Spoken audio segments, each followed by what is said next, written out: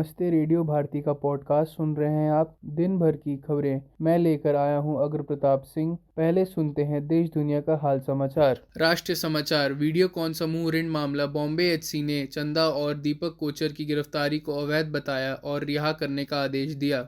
Canada स्थित अर्शदीप सिंह गिल, जो पंजाब में लक्षित हत्याओं, आतंक के वित्तपोषण और जबरन वसूली में शामिल रहा है, उसको सोमवार को सरकार द्वारा आतंकवादी के रूप में नामित किया गया। पाकिस्तान से प्रबंधित इंटरनेशनल सिख यूथ फेडरेशन के प्रमुख ने इसका मास्टरमाइंड किया था, जबकि गगनदीप कथित तौर पर आईईडी को अदालत परिसर में लाया गया, जिससे खुद की मौत हो गई और 6 अन्य घायल हुए। कुरुक्षेत्र में भारत जोड़ो यात्रा के दौरान कांग्रेस नेता का कहना है कि देश को विभाजित करने का प्रयास किया जा रहा है। किसान और भूस्वामियों के साथ संयुक्त उद्यम के तहत 50-50 के अनुपात में विकसित किए जाने वाली साइटें। मूडा अध्यक्ष का दावा है कि कई किसान और भूस्वामियों के साथ एक संयुक्त उद्यम के तहत 50-50 के अनुपात में विकसित किया जाने वाली साइटें। मूडा अध्यक्ष का दावा है कि कई किसान पहले ही मूडा के सम्मिलित पत्र दे चुके हैं। अंतर्राष्ट्रीय समाचार। ईटामार बेन गवीर का आदेश। पिछले महीने के अंत में कार्यभार संभालने के बाद फिलिस्तीनियों के खिलाफ अन्य दंडात्मक कदमों की एक श्रृंखला जाहिर की। अपनी चुनावी हार के स्वीकार करने से इनकार करने वाले ब्राजील के पूर्व राष्ट्रपति जायर बोल्सोनारो के समर्थकों ने रविवार को राजधानी में कांग्रेस, सुप्रीम कोर्ट और राष्ट्रपति भवन पर धावा बोल दिया। ताइवान ने 9 जनवरी को एक महीने से भी कम समय में द्वीप के चारों ओर अपना दूसरा सैन्य युद्ध अभ्यास करने के लिए चीन की निंदा की। रक्षा मंत्रालय ने कहा 57 चीनी विमानों का पता लगाया गया। कैलिफोर्निया रविवार को अधिक अशांत मौसम की चपेट में आया, क्योंकि राज्य के उत्तरी भाग में आंधी, बर्फ और विनाशकारी हवाएं चल रही हैं। चीन के नए विदेश मंत्रालय गैंग 5 अफ्रीकी देशों के सप्ताह भर की यात्रा के साथ अपना कार्यकाल शुरू कर रहे हैं। विदेश मंत्रालय ने 9 जनवरी को घोषणा की।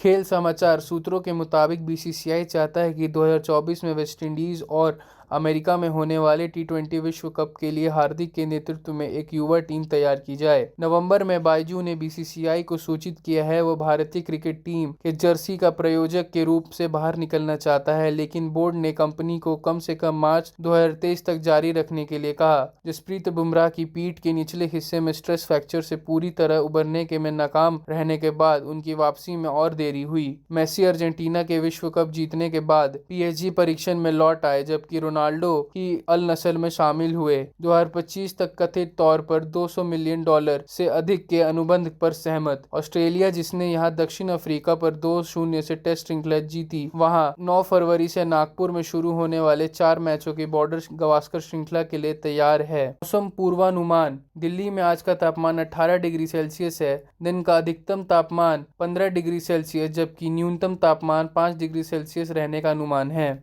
अब स्टूडियो की घड़ी बता रही है कि आपसे विदा लेने का समय आ गया है। कल फिर मिलेंगे दूसरे खबरों के साथ। तब तक के लिए सुनते रहिए रेडियो भारती और मुझे दीजिए अनुमति।